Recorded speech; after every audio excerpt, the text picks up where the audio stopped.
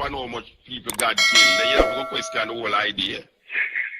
You know, see, God wipe out the whole of the earth according to the Bible, kill everybody, yet still it said, thou shalt not kill. So you wonder now, who is giving that law? That law was there long before even Moses gave it, you know, so it's just that how people look on the Bible, it might reason like you can't figure out nothing in it. You have to just accept it how it is. Which now when you start to figure it out, when you start to accept it as how it is, you lose your intelligence and your perception of reason. That you start to accept irrational things and unreasonable things. And don't question it because you are taught to believe that these things is coming from God. So even no matter how irrational it is, you as a human being can't question the irrationality of the thing, which I refuse to accept that. I can't read a book and see something where don't make no sense to me. And then I want to tell me, say, I can't question it because it's coming from God, which you know, say, is not true. The book was written by men. You have to pass off your faith as history. As the man said, a lot of it is not historical nor biological. And a lot of it is misinterpretation too, because a lot of people who profess it don't really know what was the political situation at the time when certain things was said or was done. The Greeks control, the Romans control. Just like Jamaica now. Britain control, America control. So the whole political situation, writing about the social order and the social condition would have to reflect a British or an American perspective.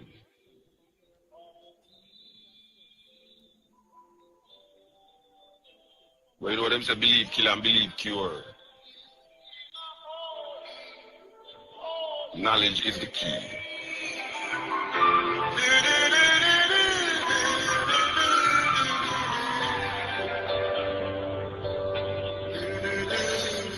As I said, next week we're going to present the devil. These things don't happen on religious programs in Jamaica. So once again, we kind of divert the program and carry going on next ribs, but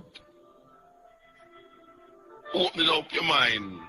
I will say your mind opening, you know, and don't just narrate, you know, because it's not about fighting, it's about just looking at it as it is, without interpretations or anything. Just look at it as it is. You understand? Don't try to put your interpretation in there and try to confuse the issue. Just read it and see. Just look at it. All people need a good historical background to really understand certain things where input in history. Because if he had known, or if the ones who believe this thing in this time had known the historical happenings at the time, maybe they would look at things in a different light. Which God is it really that's supposed to be the God that we all must deal with? Is it the God, that warrior God, you know, that God who sent Moses to go wipe out people, that God who tell people must kill animals because love the scent of the dead flesh? Or is it that compassionate God? It's three different levels of God in the Bible, you know. There's three different levels of God in the Bible if you really want to check it. There's as we say, warrior God. There's almost a God. There's a God who distance himself from the people, but him talk to the so-called prophets, you know, that the prophets almost represent him. And then there's this loving God that represented in the New Testament. You know, people always tell you, say, God not change, you know, the same God yesterday, today, and forever. But when you look on the evolution of God, or the concept of God, that is why we have a problem with that concept there. Because if you look on the presentation of God right through, you'll realize that this is a God where evolve. It evolves. And as man evolves, so God evolves. And the reason why you always will have God, because you will always have man. Because man is always searching for that entity outside himself to solve the mystery of life for him. You know, and the three different stages, levels that we see. Can we truly say that the God where Isaiah and Jeremiah did a worship was the same God where Moses did a worship? Or can we truly say that the same God where Moses did a worship manifests himself in the same New Testament idea of Christianity? Because Christianity developed a new kind of God. You know, Christianity developed a new perception of God.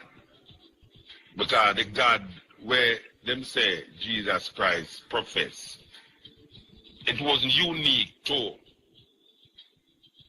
that Jewish under the Roman Empire. Because if you go and travel the Eastern continents, the Eastern world, you will see that a lot of these ideas did there in Asia hundreds of years before the advent of Christianity.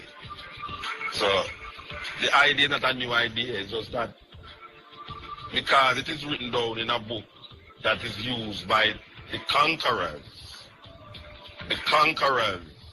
is able to propagandize their ideas more than the conquered. So when a big empire like Rome decided going to officially take this concept and make it become a state religion, Rome is the conqueror.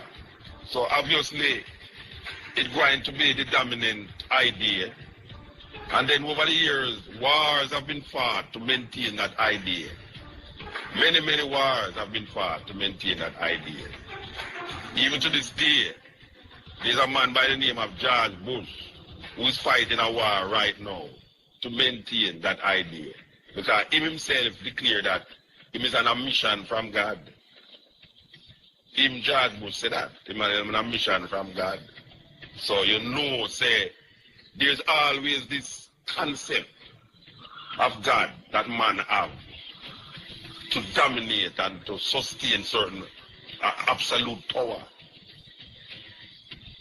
through some, what he want to tell you, some divine intervention, which there's no intervention more than his mind that is perpetuating this consciousness, this thinking. So we are declaring now, say, we have to rethink and reevaluate this idea that we have about God. Just like a couple months ago we played this thing named Tomorrow's God. What is the perception of tomorrow's God that we shall have? Is it the perception like what we declare 6,000 years ago, 4,000 years ago, or 2,000 years ago? We have to come up with our understanding based upon what is given to us at this time, with information. You know, we have to search for our heritage as African people also. We can't leave out that. So true. In order to shape this concept of God, or this idea of God in at this time, we have to take into consideration our heritage, our African heritage, our environment that we live in and now, and shape that idea out of that. That's a serious thing. We can't just keep taking from and passing down the old-time religion. Yeah. The first time we are linked up. So me I say, what would I like to know is a young youth still and I admire Rastafari to a level, you get me? We love the whole concept of how Rasta deal with things. I mean, true Rasta still, but I really mean the nowadays certain youth are just say them are Rasta. So I say the foundation. But like yourself and them couple of the Rasta what I know about the place still. What would I like to know more is the Bible. Is a true story or is just make of something more somebody think and write. The Bible is not one book, you know, it's many books. See, so you can't just look on the Bible as, the Bible. The Bible is a collection of different books written over a different period of time. Yeah. Right? So, yeah, me get the level list. yeah. So in order to understand where I'm going, you have to understand why is it that the man them write when they write what they write, and what was happening at the time when they write it. You see, we can't just take it some from the part from 2000 and bring it right on yourself. Or 3000 and bring it right on yourself. You see, you have things your man say that can hold you. Like love thy neighbor as thyself. No one couldn't fight against love thy neighbor as thyself. That is something very clear cut without any apology. Love thy neighbor as thyself. What we always talk about is the historical references that people make towards the Bible and start to push it and make it feel like there's a real thing. Or certain little things that is done in the Bible that people say it happened for true. We are debate what happened for true and how is it possible for happening for true. So in one sense we're saying that the Bible is full of stories of mythology. And in the next sense we are saying there's certain reasoning that is given in that book that a man can hold on upon. Yeah, well, enough of them we really can't live without the truth. That when a man say, thou shalt not kill, that we like if a man say, thou shalt not kill, and you look on how much people God killed, then you have to go question the whole idea. See, God wipe out the whole of the earth according to the Bible, kill everybody, yet still it said, thou shalt not kill. So you wonder now, who is giving that law? That law was there long before even Moses gave it, so it's just that how people look on the Bible, it might reason like you can't figure out nothing in it. You have to just accept it how it is. Which now when you start to figure it out, when you start to accept it as how it is, you lose your intelligence and your perception of reason. That you start to accept irrational things and unreasonable things. And don't question it because you are taught to believe that these things is coming from God. So even no matter how irrational it is, you as a human being can't question the irrationality of the thing, which I refuse to accept that. I can't read a book and see something where don't make no sense to me, and then I want to tell me say I can't question it because it's coming from God, which say is not true. The book was written by men just like me and you. You see what I say, brethren? You're gone. All right, I hope you're not listening with your loud radio still. Yeah, we just say that books are written, man, and books are, 66 books in this King James Bible. Yeah. You have Apocrypha with about 14 more books, where they never include in this. If you read the Catholic Bible, you will see the 14 other books in it. We are saying that we can't just accept things because it's in our book. And we were told that it's God. Word. Also much discrepancies in the God word. When you look on it, there's so much discrepancies. And that even it has showing like man has steer upon the madness, You must steer upon the discrepancies, And I try to tell you, say, boy, right now, yeah, but discrepancies to you, but to God are no discrepancies. So you have to just allow it because you know say God right that. So you can't go question that. Who is you as a mere man to go question the word of God? That is what them all with all the while. Them all with the reasoning all the while say you can't question nothing in the Bible because the Bible is the word of God. What a great power a man have over here when them use a book to manipulate your whole the ability to reason. That is something that is given to human beings. The ability to comprehend and reason is taken away from you. When a man tell you, say, you can't reason objectively about a book that is written by men. It's really a powerful, agonizing state of affairs when you really check it. Who is you to come talk about that? Question this and question that. When a man tell you, boy, the sun, Joshua command the sun to stand still. And he said that I insinuate that the sun did not move. What kind of man? You know, I reason with an intelligent person that I did about this thing here. A daughter from Ethiopia. I sit down with this daughter from Ethiopia, and I said, sister, you're intelligent.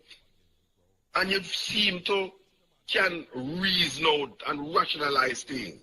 So when it comes to this irrational line, you give it up to God and say, well, if you are reasoning, is it in the Bible? I'm going to say, yeah, then in the Bible. She said, well, from it is in the Bible, it's true. She said, maybe the sun not moving now, but at that time, the sun was, this is a daughter who is very, she can reason.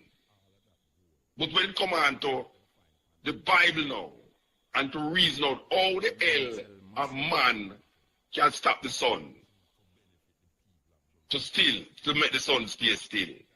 What magnitude of power him have? She said, God, and God can do anything, which is the normal reason that most Christians give you, who lose all perception and perspective of reasoning.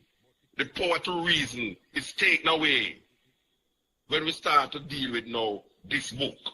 Serious matter. How is it possible that normal, sensible, so-called sensible people can be so irrational when it comes on to a book named the Bible? Yet still they will question every other book. They will go to school and the teacher will tell them something and they will question it, go around it, write thesis on it and all them things there. But when it comes on to them intellect,